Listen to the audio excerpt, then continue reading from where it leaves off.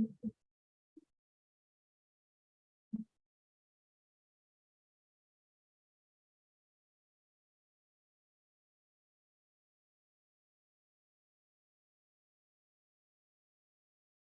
right, welcome everybody. Welcome everyone as you're coming on. It's been a very long time since I've been on the live. My voice was completely gone, but now it's back again. So I'll be doing the live sessions and I'll be doing the episodes. So I'm happy about that. I hope you are too. It's been a long time coming, but we finally got to somewhere we need to be, and I'm excited for it. So I'm just giving everybody a chance to start. As soon as we can start off, then obviously we can enjoy a good time. Sorry, I'm a little bit late on. It should be 4 o'clock, but I just wanted to give a little bit more time to announce it and everything like that. Make sure that you guys are all on and whatnot. So yeah, I mean, this is the main thing that I'm aiming to do. We want to make sure that you guys are fully well equipped with everything you need. So I won't waste any time. Okay, I'm gonna go and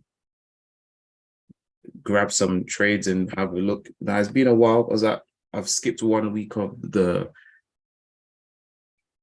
sessions when it comes to doing our favorite session, my favorite session, the game plan series. So since we have that skip going on, we've had to kind of accommodate really with the previous week's one for all of us because I look at my own stuff too. But even without that being said, if you look at the analysis we had with the dollar index and everything that we've had, now I'm outside, well, almost outside in a sense. So if you hear some noise, apologies, guys. But with the dollar index, we went through an analysis and I went in deep detail about the price action here. And as you can see from my arrows, from the moment where price returned here till now, you can see how accurate price has been. Now, where are we right now? Well, from episode 8, I believe, episode number 8, we went through the price because we had this breaking market structure. I knew that the dollar was going to take a turn for some bearish price action for a moment. Okay, and this is only really for the market to be able to find an area of strong demand liquidity to continue the bullish trend, and also to fulfill something that is not so obvious. Now, on the left-hand side here, we have these group of, from looking from the market from right to left, we have these higher lows that the market has formed multiple of them, which will be sell-stop liquidity, okay? Liquidity that the market can use, intelligent money can use to liquidate sell positions in the future, okay? If they take some, or to take out stop losses of previous buyer traders, okay? This is what it is for. So now that this liquidity has been in this place as exactly as laid out, you can see that the market here, after taking this initial short, has also wicked down a bit further and come close to this low. Now, the unfulfilled efficiency, which is the UF, what it stands for, is another issue that the price left behind. And we did look at this 3 weeks ago. And I said to you guys that I am suspicious that, and maybe it doesn't make so much sense because this red line is here. If I make this red line thinner, or just remove it completely, actually, you'll see what I'm talking about. So now this low over here, I'll take off the period separators too, just to make sure. This candle right over here, this low, if you notice here, the low didn't return into this demand zone, but yet we had the price taking off for a long. So the moment I saw this, I knew that we have some unfulfilled efficiency here, and at some point the market will pull back to get it, okay? Now, whether this is intentional, skipping of an order block, or it's purposeful by the market makers, either way, I knew the price would have to come here at some point. So now that the market is done now, let me just come back over here. The key thing I'll say is this is the price action that I was looking for on the bearish side, for the price to fill this area. What I'm looking for is the price to return to this demand order block and get the fullest amount of demand liquidity possible. Now, this was the last strong bullish uprising. We had a very strong bullish week here for the whole week, okay? But the second leg of that, which is the upper quadrant here, once this demand zone was derived from price, we had a very strong break outside of this key H4, and it's also a D1 area, right? So with that price action in play, I was expecting the price to return to the demand zone that derived, or the order block that the liquidity was produced from, right? Now, after that, the price continues to go long, and notice that the strength of the trend was not as strong as these initial blue candles, which means somewhere down this, if you want to call it, production line of demand and supply liquidity, there was a breakdown in the formation or continuance of demand. And that's why as soon as the price got here, we had this strong break here and the price changed direction. Because the market is stopping at the nearest place it can do to come back and go over that area. And this is what I'm looking for. So this red line you've been seeing on my markings here, right? This is for this area of the low to be taken. Now it's a weekly low, which is pretty good, which means underneath that low would be some good, strong liquidity. But it also means that once the price gets into this demand zone, we're going to have ample amounts of liquidity to go for a long. Now, I said some notes here, and maybe it might have not been clear from, I put an Insta to show you guys and sound the alarm because I believe I'm supposed to do that. So I always sound the alarm of when I see the market doing something. Now, my sounding of the alarm is pretty simple. What we're looking for is that the moment the price not exactly gets into here, because this is just a wick going on. This is just activity from institutional money to stop out people and reverse the pricing, etc. And to me, this, I'm not saying that this wick doesn't have meaning, but it's not my focus, is what I would say. It's not the most important thing. The most important thing that we have right now is that there's a low that needs to be taken down here, which will put us directly into the last major source of liquidity that gave us this strong bullish trend that we've been seeing since I gave you guys the entry point reversal from down here at $100, okay? Now, I'm not surprised. I'm actually happy that the market is giving us this kind of opportunity again. And I want us to all be, I don't want to say suspicious, but I always want all of us to be on our toes to work out what the market is trying to do here, which is very obvious because I made it obvious. But what I would say, number one thing to look for is that we need the price to get into this area. As soon as it gets here, what does that mean? And I'm going to put a little note here so that it can help. I'm going to put arrow here. At this point, it's going to be exactly what we have here. All right. So down here, all right, XUSD pairs will be bearish and USDX pairs will be bullish. Okay. This is a key thing I wanted to say to you guys from before. So I'm actually going to take these markings. Now, let me make this, draw this as a background. Take this off so that it's back over here. And pull that here. And pull this over here. So now we've no longer, I'm leaving this area now. I'm going to leave this. I'm not going to focus on this point anymore because we've already moved far away. I'll leave the arrow just as a reference, but we don't really need that. The focus now is this area here. This is the new, in a sense, if you want to see it this way, this area is like the new area down here that we started off from when we first looked at the dollar going for a long, right? Now, over here, okay, and this is the key.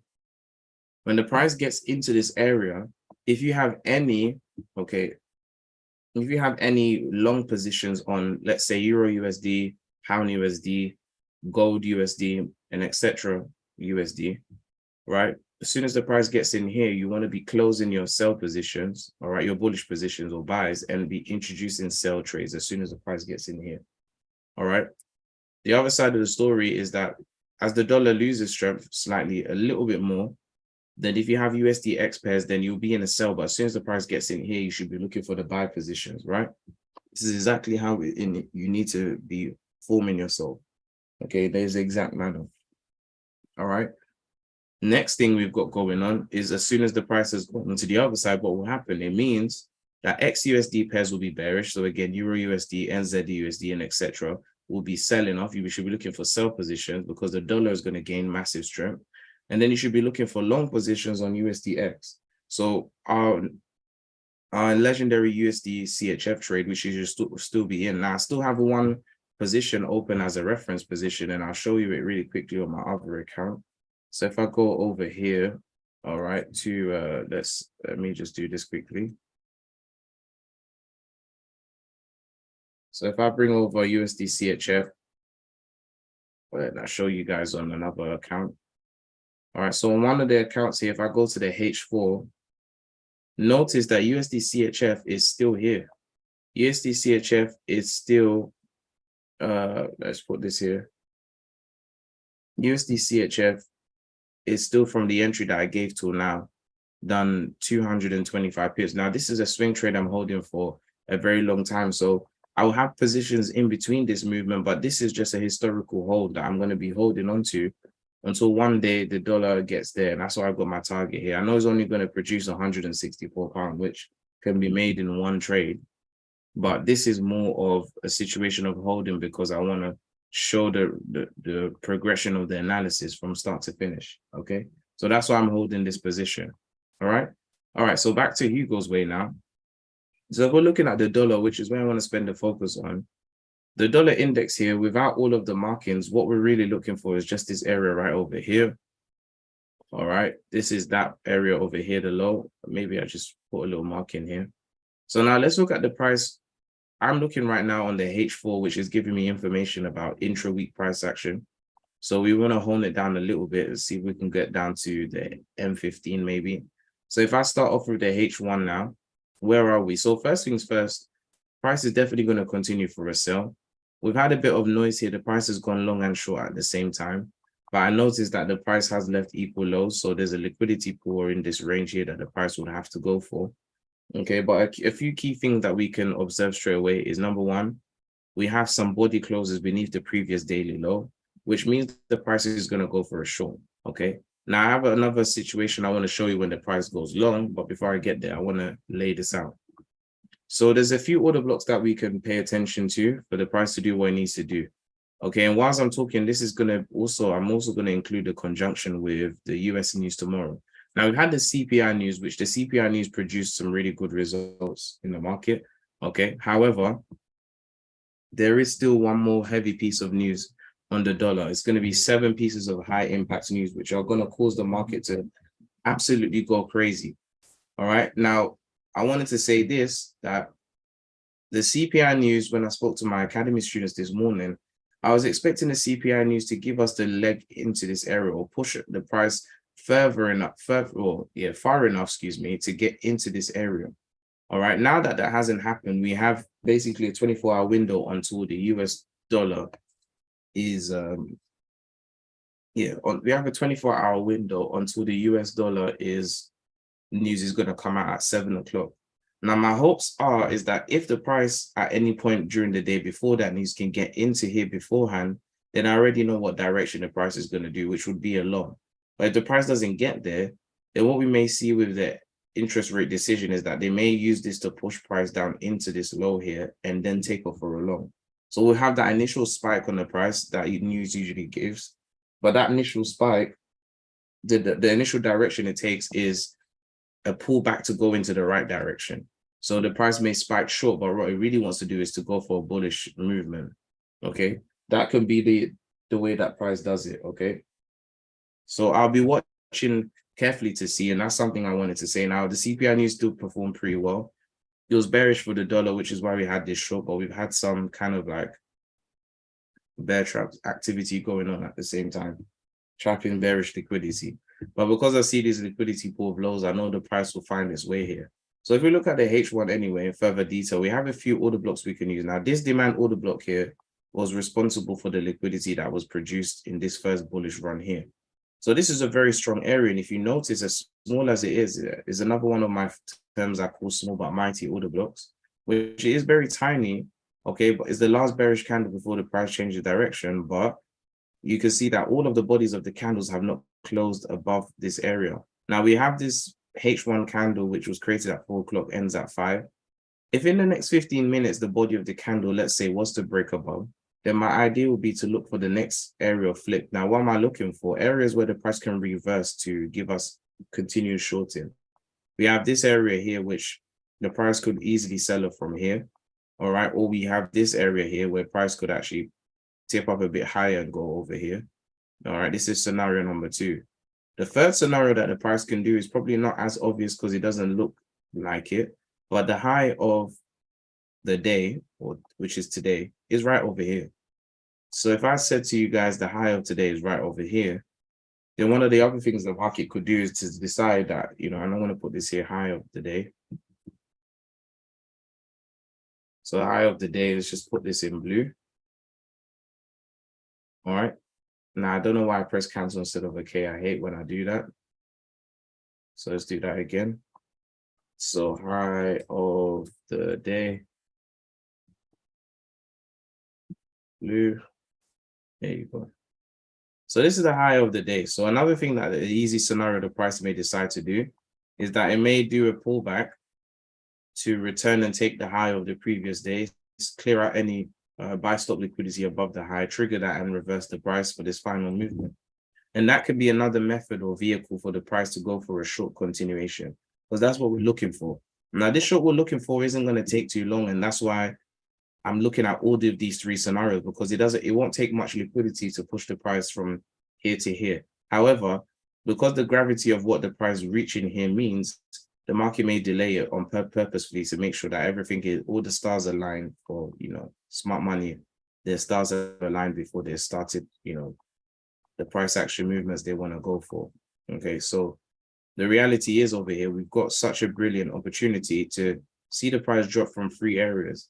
I do think that this is a powerful H1 zone. So right now, scenario one rests with this right here. Okay, and I'll do some markings. I haven't done them for a while, so I'll do them this time.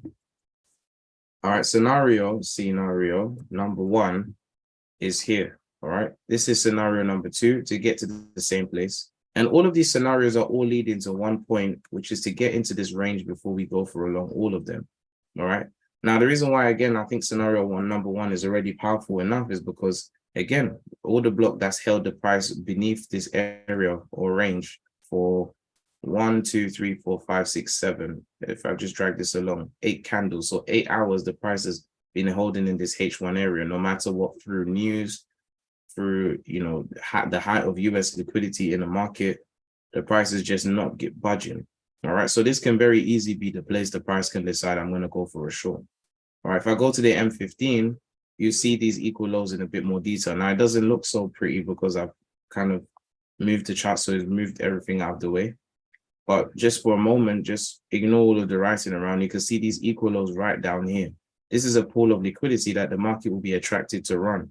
All right.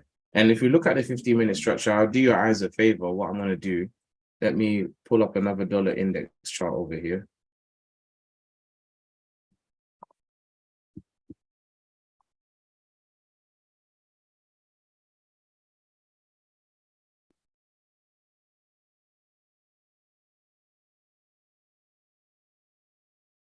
So on the dollar index chart here on the M15, if we trace the liquidity of supply and demand, it's pretty easy what the price has done. So we go across here, we see we have a demand zone.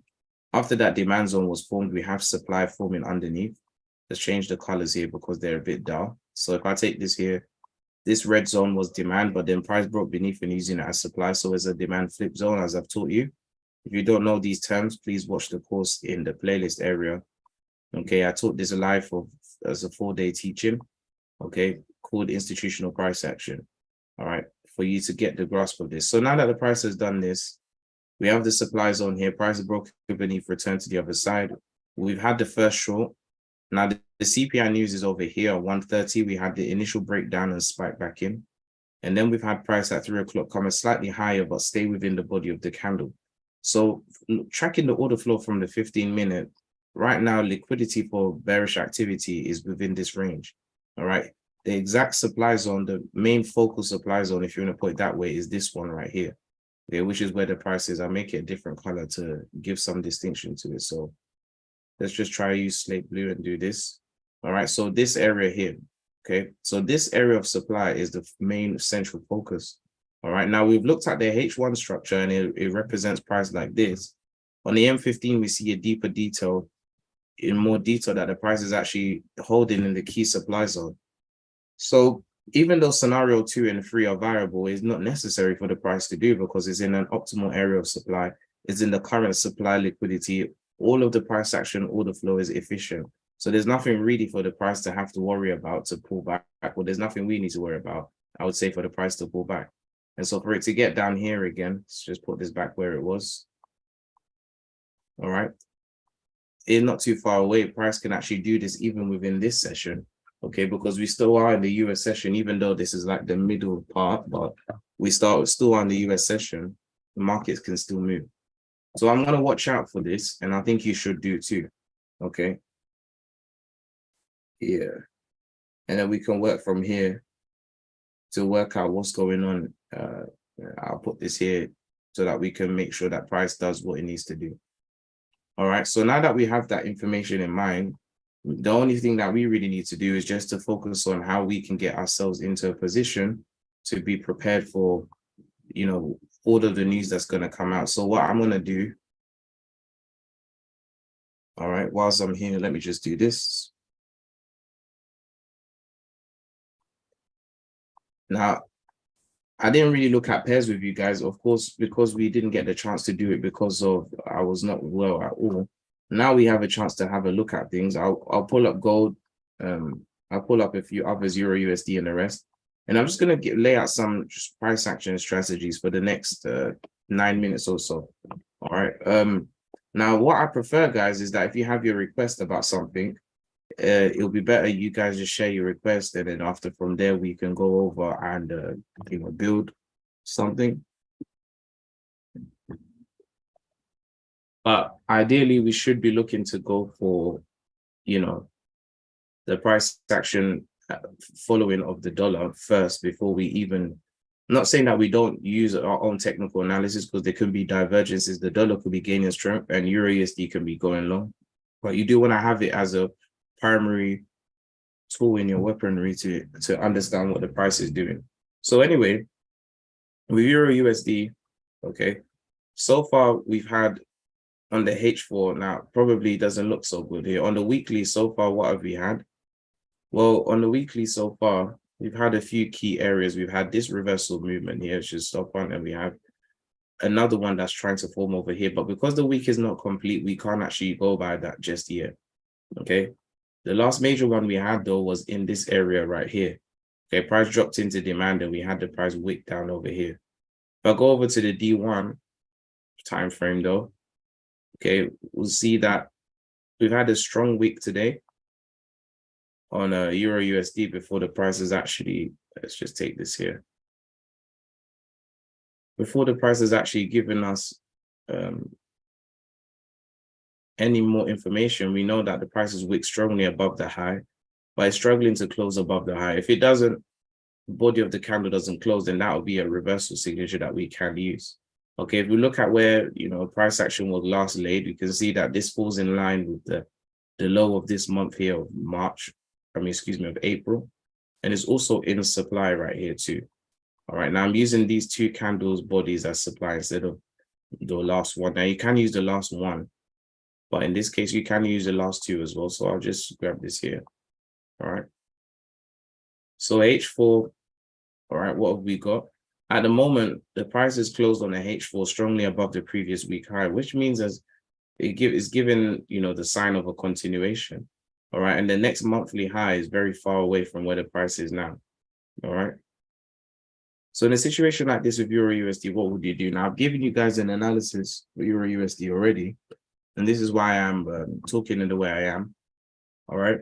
But if we take the price action and we looked at this on a deeper time frame, Euro USD does have a bullish bias to it for the longer term. Okay, but if we take the trend from the top to the bottom, either I can use here or I can use here. All right. If I take it from here, we have equilibrium price action over here. All right. If I take it from over here, which is the top of the year of 2021 down to 2022, then equilibrium is right over here. So there's a very specific equilibrium range, if you want to put it this way, up here in this area. Okay, and the prices in this so-called imaginary area, and I'm going to put this here, price is broken beneath this area. So we've had demand zone form. Let me just drag this here. Demand zone form, price is broken outside of it, but we haven't had a return. So for me, there's two things. First thing is how the Euro USD behaves today. If Euro USD does close beneath here, the high of the day with the body, the candle being underneath this previous daily high, then we should be having a reversal to pull back down to grab more liquidity. If not, then what we should do if the price closes above is that we could see a continuance of this trend up to about this supply zone before I'm looking to go for another sell, all right? Because right here, this is a fair market value range, okay? So equilibrium is fair market value, okay? Two equilibriums from just using the trend from just two different points of view, we have a range of fair market value up here, okay? This is a range here. So this range is about 65 pips. All right, let's put this back here. Yeah. So this range is 65 pips or so. And from that, we know that we've got a situation where price could either return back into this area, or because we have a return here with this candle up here, all right, this candle specifically up here, then a return back into this supply zone wouldn't be bad. Now, let's think about this. We need the dollar index to go short one more time. Euro USD needs to go long one more time to get into an optimal area where we could get another sell, which is about 73 pips away. The dollar index hasn't arrived at that area just yet, and Euro USD hasn't arrived at this area yet. The dollar index, as it sells off, Euro USD should be going long. So it wouldn't surprise me at all if we have a situation, guys, where we have something like this. When the price gets into this area and then starts to sell off, okay? Now, for me, I know that Euro USD should sell off at some point because we have a liquidity gap here that the wicks of the candles came to, but we never had a body fill. We need a body to close here with a body candle before we can proceed, okay? So I know that there is room for the price to actually go for a short, all right? Now, with the dollar index analysis equipped with this, because Euro USD is not as simple as other pairs to analyze, okay? It's pretty clear that there is room for the price to go long just from where it is right now and keep on going, all right? Now, there are different methods or vehicles the price can do to achieve that. One is to just go straight there, okay, which is a weakening of the dollar index.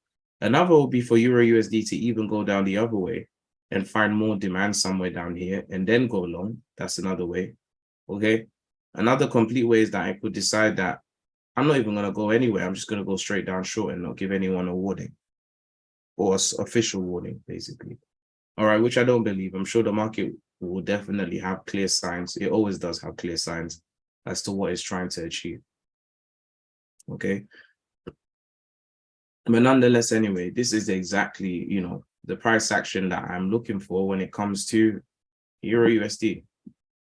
All right. So with that in mind, H4, H1, we'll have to wait and see. Okay, because Euro USD is a bit of an interesting case, and I would like to see how today closes before I make my judgments on it. Okay. AUD USD is not too different. It has a lot more of a bullish momentum behind it than Euro USD does. Okay. Now, what is interesting here is that with AUD USD, it's actually come back to the last major induction that was caused on the price. Now, I did actually take an AUD USD long on my personal account. Okay, and I was targeting around here, but I came out a bit early. I came down somewhere down here just before the price reached here. And I was going to here, this will be considered a full pullback for the price to actually sell off. However, I want to make you guys aware that on AUD USD, there are actually higher up areas that AUD USD can actually reach to on the daily time frame, which would be this one. Now, I know this is quite far-fetched and out of the range, but the price actually has never returned to this demand zone. And when I look at the price action, if the price was to close above this high, we could be in a situation that depends, because the reversal that happened here, okay, was very strong and very fast, all bull candles, even though we know the price is going to go for a short. Now, if the price reacts to this high well enough, we might actually get a short just like that from here. So it will look like this as a scenario. So price taking a high here, then returning back down to the other side. That's one. Or we may get a major surprise and AUD USD might do a full pullback all the way back into this area. And if it does, that would be interesting to see how the dollar index extends short. But I'm still following the dollar index. When the price gets into that area, I still would like to come out of all of these directions, because the market does not have to come up here to give us a short, even though there's unfulfilled efficiency here. All right, and I proved that to you guys with NZDUSD. If you guys can remember, I'll just pull up NZDUSD on the D1 really quickly. So with NZDUSD, guys, if I take this supply zone over here, I'll just quickly make it easy for you guys to see what happened. So let's go over here.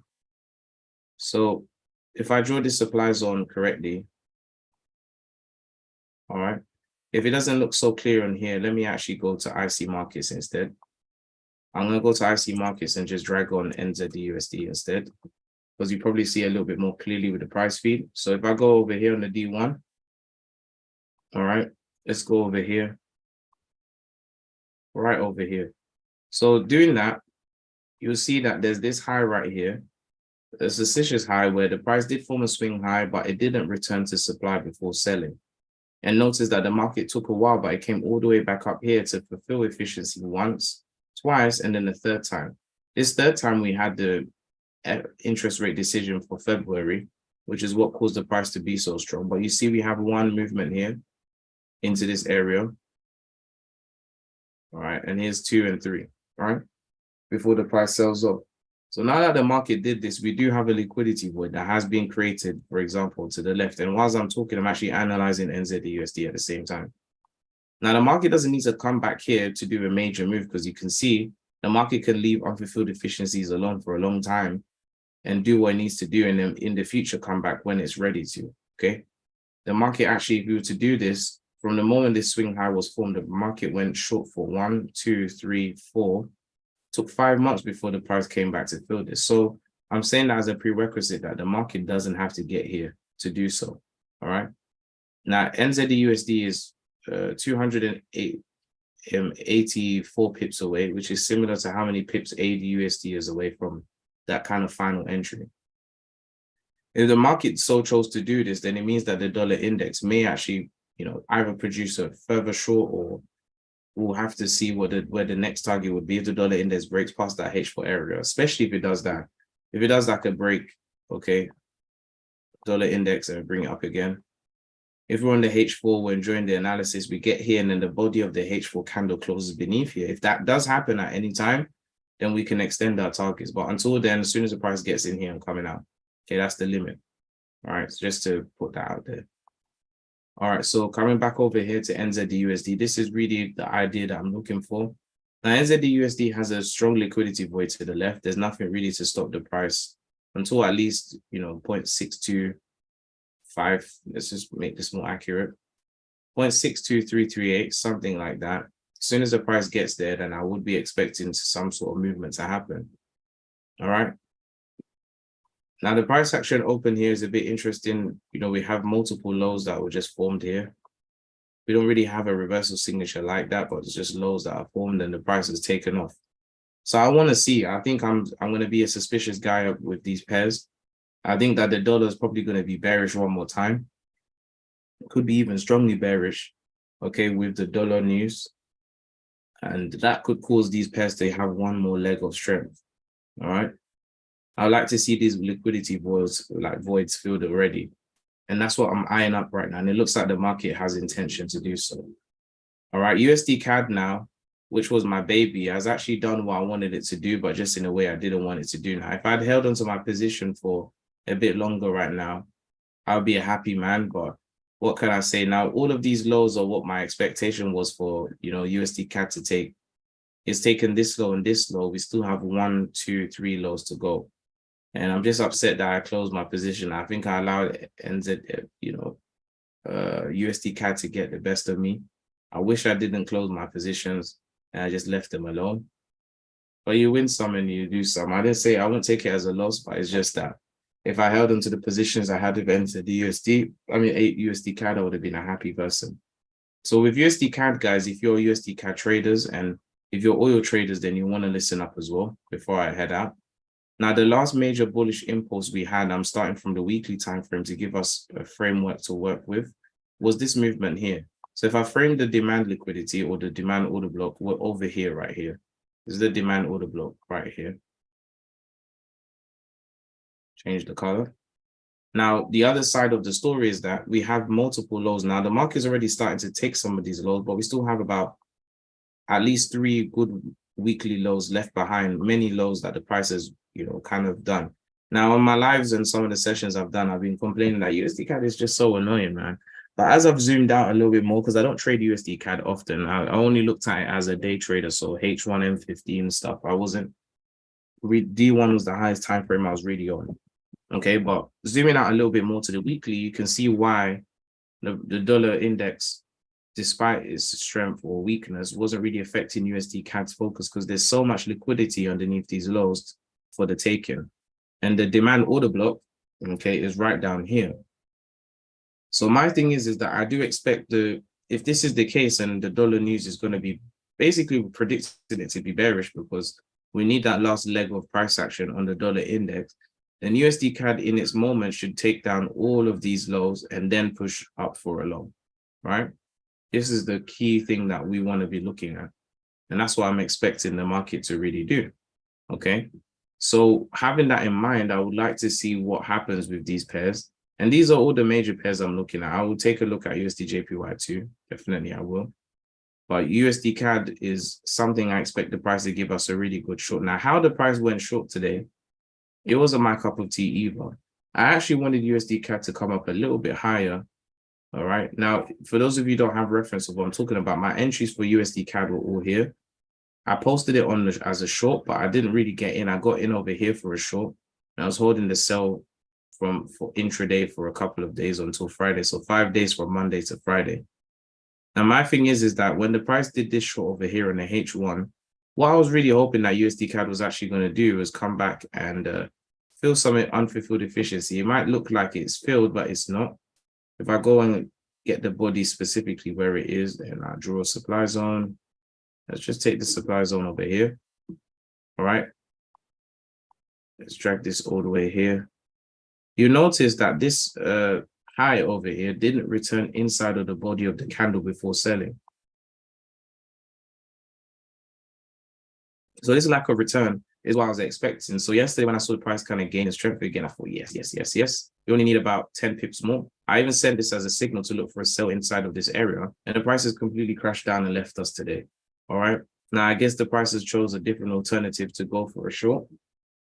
And I would have loved the price to have done that. But we have strong body closes happening already on the H1, really big one. So I really highly doubt the price is going to want to return from that. It's probably going to be a first stop on the way back up again when the market finally takes all of those weekly lows, right? That's really what I'm looking at for USD CAD. Now, finally, USD JPY.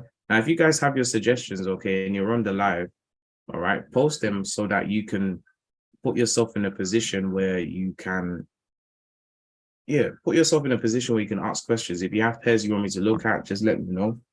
All right, I see some of you come onto the live, some of you come off. I understand that you guys have different things to do, but if you want to have a look at some pairs or you want me to look at a pair, you let me know because I'm going to end off with USD JPY now. So with USD JPY, I had a great experience with it in the positive side and explain why. So USD JPY yesterday, right? Here's the supply order block. I saw the market go for the high of the previous day, all right? And when I saw the price do that, I came in with a short with 3 positions heavy and strong. Now, just before the news, I saw the market giving a really nice pullback down here, but the speed at which the price was going before the news was giving me uncomfortability because usually when the market will do something like that, it means it's going to push down a bit further and go the other way. It's in essence, the market is seeking for liquidity. Now, 1 minute before the news, okay, not 1 minute, that's a bit of an exaggeration. And it's about maybe 2 or 3 minutes before the news. The market pulled all the way back down, okay? And what did it started to come down around about here, and I closed it here. So I took all the profit, I closed all my position.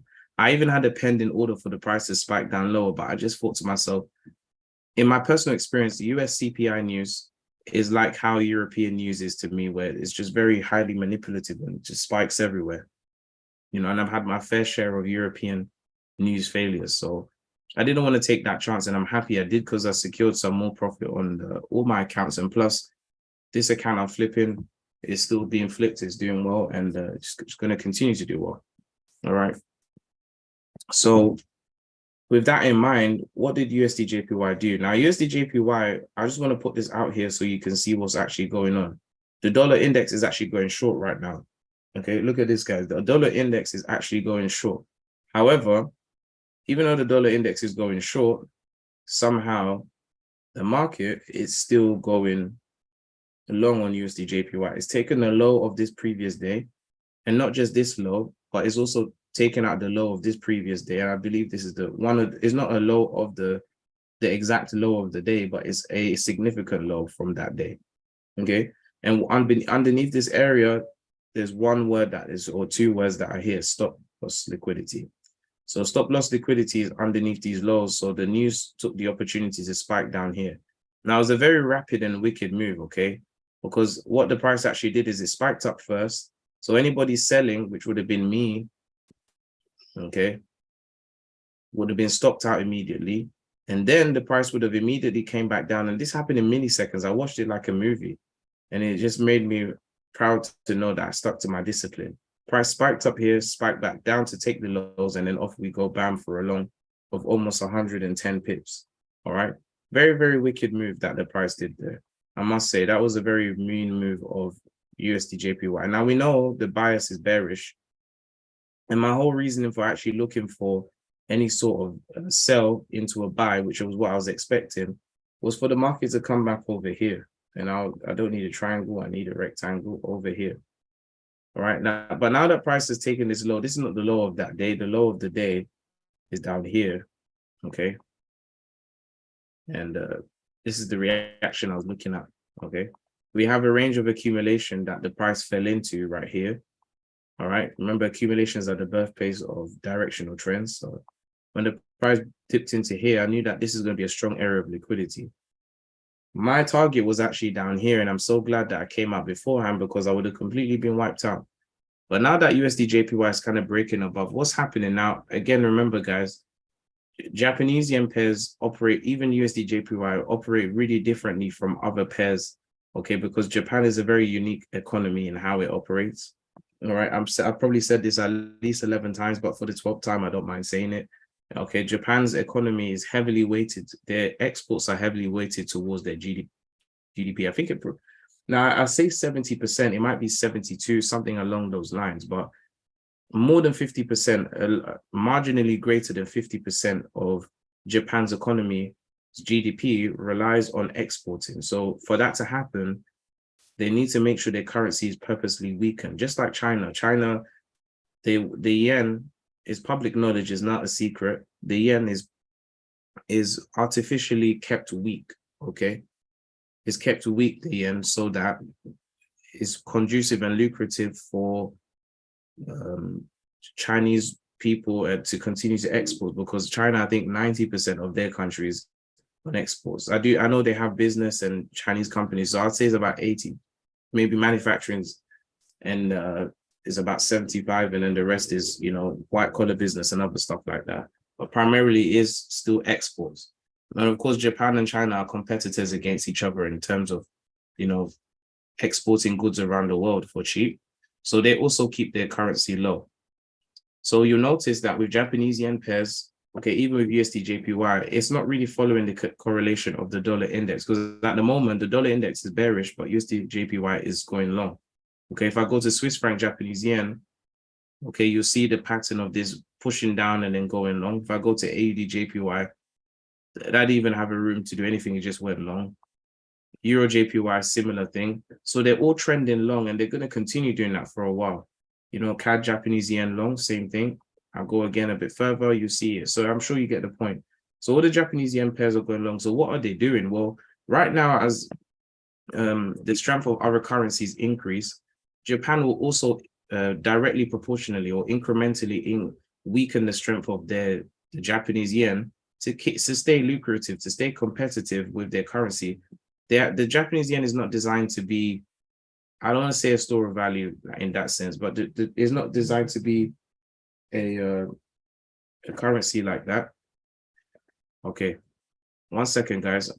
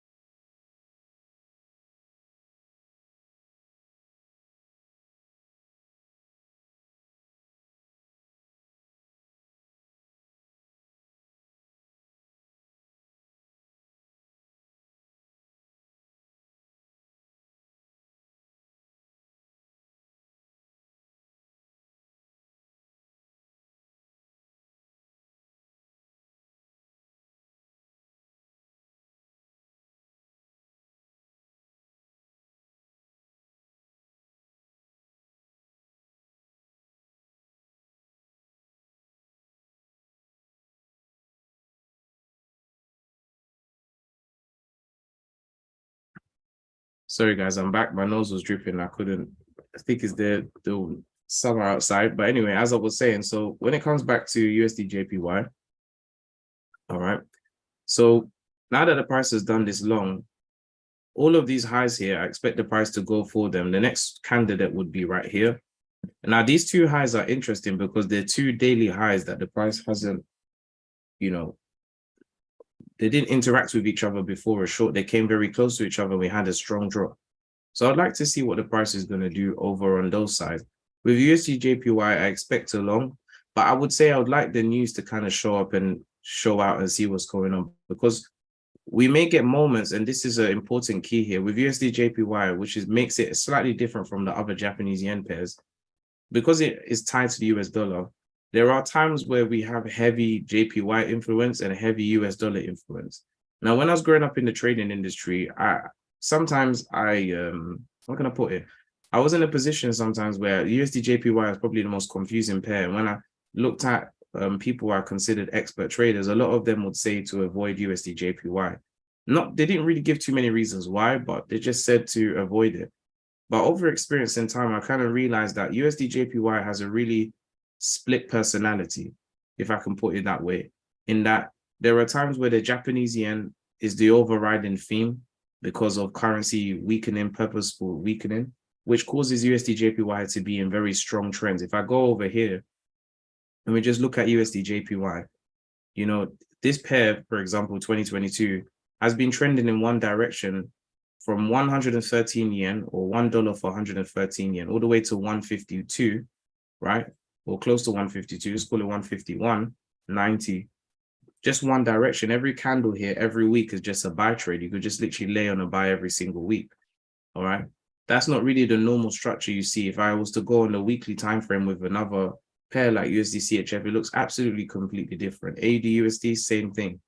All right. There's more of a trending situation or ranging thing. And I kind of work in your favor if you're someone who's trying to catch intraday swings. If you become a really good trader and you focus on USD JPY, you can actually get some really good even multi-month swings and some really great multiple positions on here. Okay, because USD JPY tends to do very long trend swings, right? So with that in mind, the other side of the story is that when the dollar influence is, and I'll say the dollar influence is usually when it comes to like interest rate news. What causes the USD JPY to kind of follow suit is primarily when we have high impact US dollar news, okay? Now I am going to go to the news for you guys to see this too, so that you can have a view of what's going on. I'm going to bring this here and then I'm going to go through oil really quickly as well. So before I finish off the analysis, I just want to show you here. So the high impact pieces of news we usually have are non-farm payrolls, CPI news, which it was 5.3% as expected. I told you that would be bearish last week, guys, because even though this is good for the consumer, it's bad for business because they're receiving less nominal money for the same goods and products. But that means that things are slightly cheaper, or if, in essence, inflation has kind of calmed down. All right. Now moving over to Wednesday. All right, we get to this situation here at 7 o'clock. All right, we have this situation of interest rate decisions. All right. Now the interest rate news, the entire world will be focused on this news. Every financial institution or related will be intrigued to know and will be affected by the interest rate decision. Now it looks as though the Fed might actually keep the rate the same for the first time. Now, so far, the interest rate decisions that we've had for other economies, so Canada and Australia, which was last week, they both said that they're going to remain the same as the consensus. However, they still increased by 25 basis points.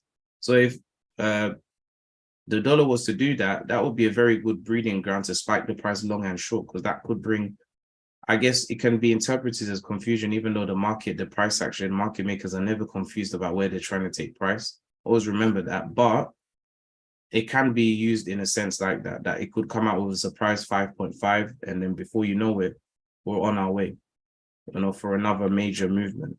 Okay, so in times like these where there's a heavy focus on interest rate decision, this is where you may find USD JPY is more a US dollar pair, major pair, than a Japanese yen intraday, intra-month trending in one way situation kind of pair, right?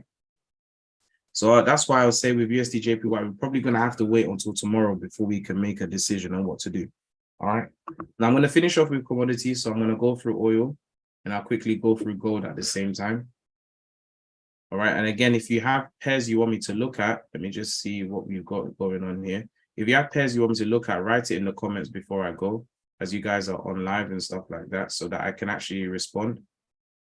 If you don't have any pairs, then you can just keep on listening. And thank you for being here. So let me do this then. All right. So finishing off now. Let's look at what happened with gold. Now, gold gave us a very beautiful reaction here. Really, really nice reaction over here. Okay. We've broken market structure now as well. If I go to the H4 and look at what the price is offering. Now, I know that gold is going to give us a heavy short. We have a liquidity gap here in this range, 1870. That's still yet to be filled, and I know the market will fill it soon. All right. Now, for the price to arrive at that kind of situation, we are going to need, a strong short. And it's pretty interesting that gold has actually done the correct direction in terms of dollar strength before the dollars happen, which I don't really trust, because what that means to me is that there probably might be another spike a little bit higher. During news periods of time, I would say never try and trade gold. I've learned the hard way. Gold is absolutely crazy. It's better to wait for the noise to calm down, and you'd be surprised that you actually get really nice re-entries, or even the best entry after the news has kind of settled. All right. So with gold, I expect the price to go short, yes, but I would like to see how the price fares out. Now, the reason why I'm saying that is this reaction is great. Don't get me wrong. All right. And what this reaction may have actually done for gold is push the price into areas of demand liquidity that the market can actually use to continue going for a short. Okay. Now, I've always queried about these highs here, which are equal, which are far off. And I always question myself whether the market is going to come and run these high spike here before going short. We'll see. But we're in a really good range that we can work with. First things first is that we have the low of last week, which is here, right? And in this case, I'll use another color. I'll just use red here. So this is the low of last week, and this is the high. So mapping this range of where we are, this movement we had with the CPI news where gold is actually going for a short, we have an option here. And the option is that if the price takes the weekly low here, okay, there is demand liquidity here, all right? And it could even decide to even take this further away low down here if it wanted to, so I'll leave it here.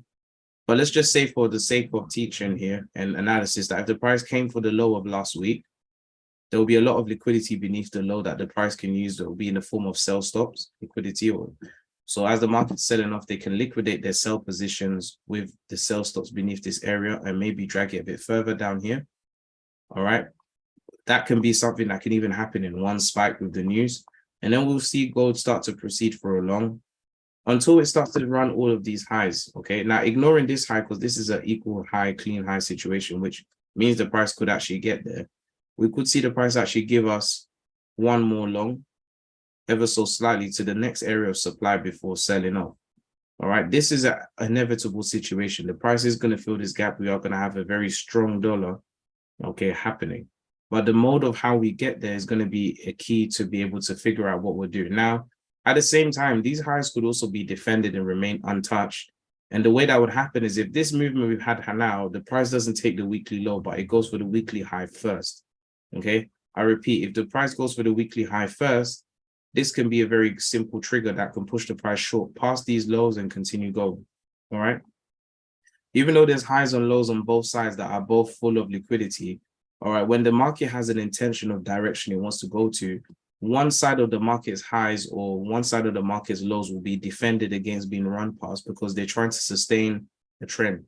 Okay, so in this case, if they want to sustain a bearish trend, then they'll make sure with their liquidity that they defend these highs from being run. Now, when I say defend, what do I mean? Now, if the market is going to go for a sell, banks have a large amount of money, extremely large amounts of money. So when I'm saying defend, what that means is that when they take a sell, there needs to be a counterparty buy as a counterparty risk, okay? Because they need to hedge their positions always. If the market goes against them, they need to have a buy position to, go on the other side of the market. So above these highs or these swings, you'll have buy stop liquidity a lot of times, okay? From smart money and also dumb money that has a lot of money. Just because they have a lot of money doesn't make them smart, But in that regards, okay, there'll always be buy stops, and then there'll always be sell stops beneath these highs and lows. So if you're a person as an institution and you want to allow gold's price to keep on dropping, you're committed to the sell, you will have counterparty buy stops above these highs, right? Okay, but you'll be doing whatever you can with your liquidity to defend these highs from being taken. And so this is how the market works. Same thing on the buy side. If you have interest for the price to continue pushing up in price, then you want to defend. You'll do your best to defend the other side of the market and make sure that not, as many lows as possible don't get taken, but the highs get taken or run past instead in that regard. So this is what I'm looking at with gold. Gold is in a perfect range. And because we've had a great reaction already just from this daily high, it makes more, in terms of liquidity, it will cost less money for price to be pushed down here for a long than it would for price to go all the way back up here just to come back down to the same range again. It costs a lot more money. And obviously, one thing about market makers is that they will be cost effective even if they've got deep pockets. To me, this goes in line with the analysis. We still need a bearish dollar one more time. And for that to happen, we'll need gold to go long. So I'm expecting the price to really take these lows and probably this sell to continue into Asia for this low and maybe even this low. And then we'll see some strong activity going on for a long. When that happens, I would like to see how many highs the price will go for, because there are multiple highs that gold can go to. All right. My first area here is where I'll say as a stop-off point, as I like to see what the price does when it gets back up here. All right. If it gets back up here without breaking past, that might be the ticket for the sell. Or the price may come to the next nearest supply liquidity confirmed, which would be here. All right. We have a liquidity void to the left over here. And if that's the case, then gold will give us a return back to about 2010 here, 2008 to 2010 supply range. That'll be another one. And then from here, we'll get the short. So, I mean, looking at the price action without being biased, it's pretty clear that there's going to obviously be some sort of bearish action on the dollar before a bullish one. I mean, even zooming out on the D1 before I leave you guys, the low of last month is not even too far away from these lows right here. So that would be a tasty treat for, if you want to put it that way, for market makers to not just run the low of last week and the week before that, but even take the monthly low. So that will be a very strong trigger to push the price very far up and even give us a return that's strong enough to get back to above 2000. All right. So I wouldn't be surprised if that was to happen first and then the price goes for a short. If the market doesn't do that, there's obviously other alternatives here too that the market can do. All right. So that's my idea for gold. Last one is oil. If I go to oil here, XTI, let's have a look. So with oil, okay, the price is definitely going to go for a short. Now, for me, I took a bit of a loss with oil from the initial entry plan I had, which was here. If I start from the D1, first of all, I do want to say that I do have a short-term or mid-term short bias on oil. I don't want to say I know oil like the back of my hand, but for those of you who've been trading for that time, during this 2020 lockdown period, me and the guys in the Wealth Group Academy, we actually shorted oil all the way down to these lowest points, all the way down to $2 here, until they blocked us from trading and we couldn't actually open or close our position.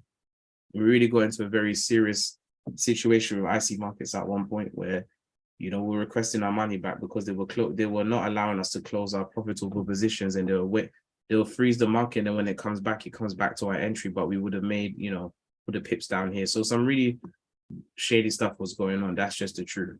So that was a moment of history to remember. But looking at the price anyway, all right, with oil, I'm definitely still bearish on oil. I do think that the price has a lot of room to go down for a short. And me saying what I said about oil down here, prices down here, if there's another crisis, it wouldn't shock me because there's gaps of liquidity that have never been filled. So it might not happen now, or it may happen. But I do think that gold is, and of course, oil commodities will be taking a dive down short as the dollar takes center stage for a little while, for maybe a year or two. Now, in more detail here with oil, okay, the price has already closed beneath the low of last month. So there's definitely a continuation short. All right. But the price arriving at a short, the key here is going to be how the price does so. So I'm going to do something. We had a reaction here, which when the market gapped up, we had a short here. And just to point out already, my targets is that I want to see how the price reacts to the lows. Now, oils, I've had the privilege to work for someone who was a major oil trader. He still is in Chelsea and Kensington. And the way they see oil prices is not the way that we look at oil prices at all. But I learned a couple of things from him that helped me to understand how the thinking or how people who deal with oil think. Okay. And everything about oil is about pricing, because oils is like the bloodline or the lifeblood of human civilization. We use oil in almost every product that exists on earth. Okay. Not all, but a lot of it. So the price is very, very sensitive, number one. And of course, the cheaper prices, the better.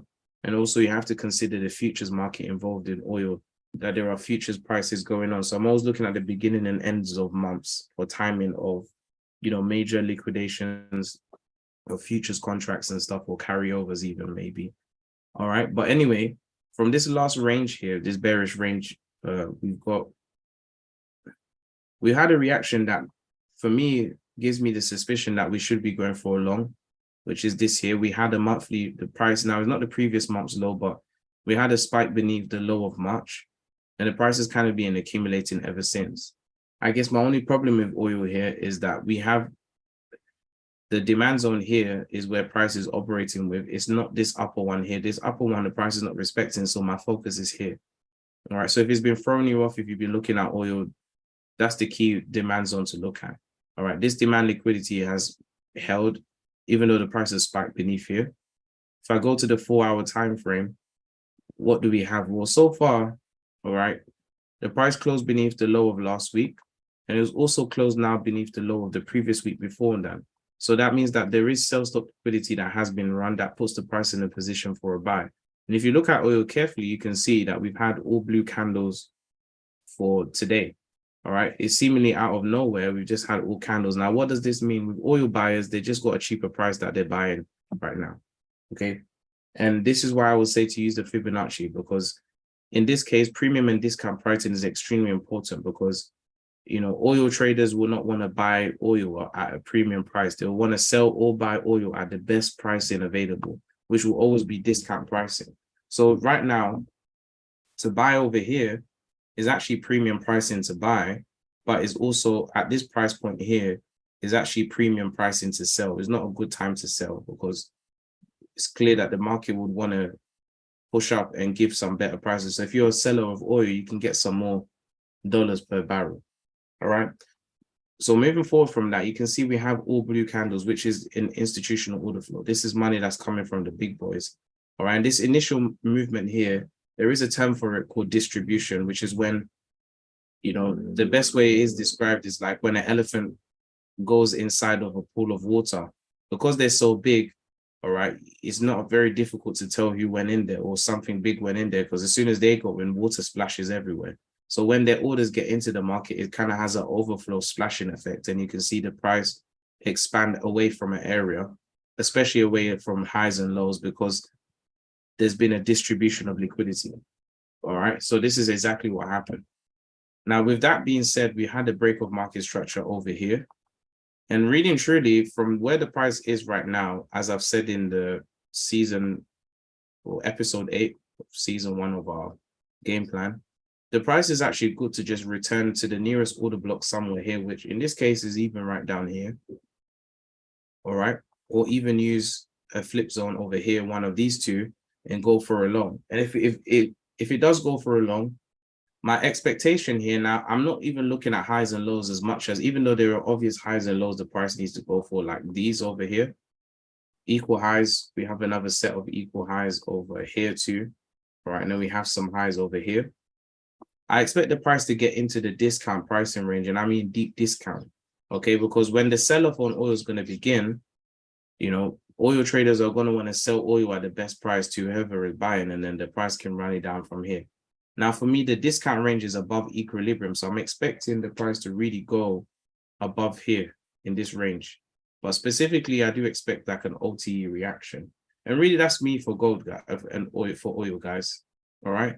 So if you want to get into oil, or you want to get price action going in that way, and you're an oil trader, this is what I'm personally looking at. Now, I don't think I will be personally trading oil, but I do see that there is a need for the price to really deliver us some really nice deliverables or for a low. All right. I think these candles here have given us information that the big boys have entered the market now since they've taken this low. So a simple pullback and a return here is all you really need for oil. Now, if I use the risk management tool that I have here, all right, if I stick it on here, if I stick it on over here, we just go right here. If the price was to come back down to this area, stop loss maybe beneath the low here.